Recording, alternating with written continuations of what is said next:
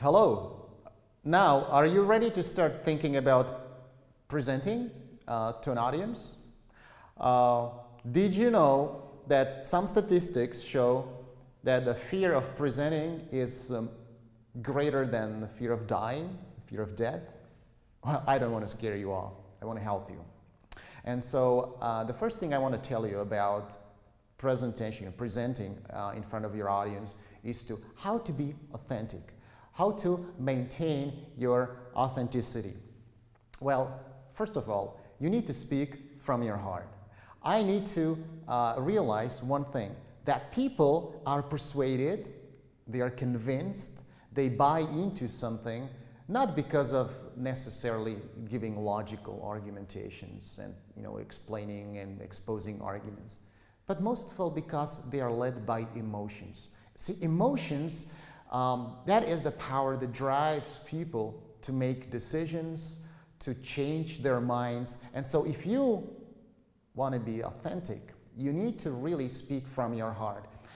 Your words should actually reflect what's felt inside. People always, they say, if they have a good experience, they say, well, I've just experienced this and that. But what they really mean is that when something happened to them like this, their emotions were okay. They were identified with their emotions.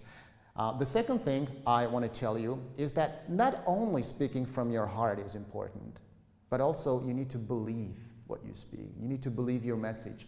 You need to not only have a desire to impress people, but your desire to really talk about the topic, your excitement should be greater than your desire to impress someone. And then, of course, what I say should be perceived, and people should perceive it as something that I say because I believe it, because I'm excited about it, because I just can't do anything else but tell you what I believe, tell you what I live, what I'm living for.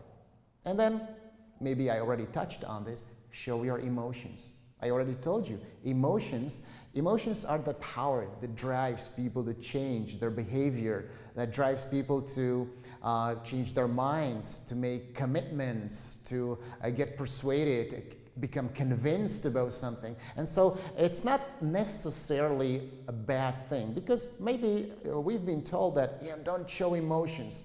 Many boys, when they grow up, it's not really boyish, it's not a man-like to cry or to show emotions.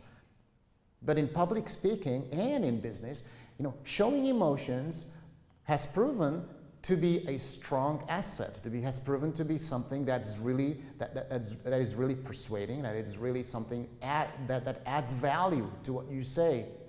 And remember, people are really persuaded mainly by the emotions that they feel.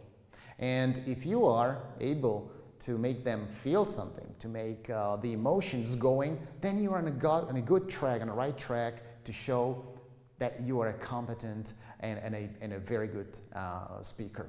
And then, last but not least, when you speak in front of an audience and people, you need to have a purpose. And you need to have a purpose for yourself. And so maybe you can ask yourself a question, well, okay, I speak to this audience, but how do I benefit from it? What will I get a better grade? Most likely, yes, if you are in my course and if you do it for the purposes of getting credits or grades. But maybe, will this contribute to my a better personal PR? Or will this help me to get my dream job? Or maybe to win a competition prize? Well, you need to have your personal goal. You need to do things for a reason, with a purpose. And maybe you can ask yourself, well, what will I miss on if I don't present? Well, maybe you will not pass the course. That's quite probable in my case, if being your instructor. But sometimes it helps you to define things when you say, what happens if I don't do this? What happens to me? So when you talk, and before we talk to the people, we should also think about our personal goal, the personal purpose that we have.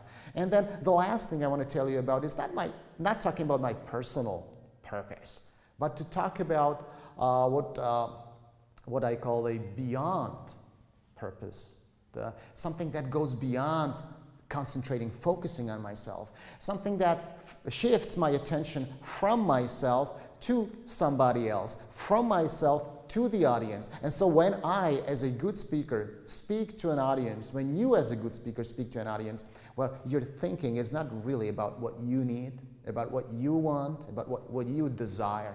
Your thinking is about the audience. Your shift, the object of your focus. You focus not anymore on what your needs are, but you focus more on what the needs of your audience are.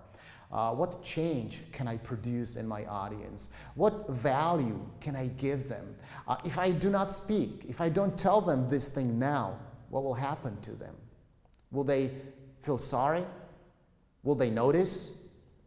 So the last thing that I really want to emphasize in this short video is to have a beyond personal purpose. To have a purpose that goes beyond your personal. To shift your mind, your thinking from yourself to somebody else, to your audience. To concentrate on their needs, on the value that you give them, on their change of behavior. And if we are mindful of this, if we really keep this in mind and have this purpose, we will be on a good road to become a better, maybe a brilliant speaker.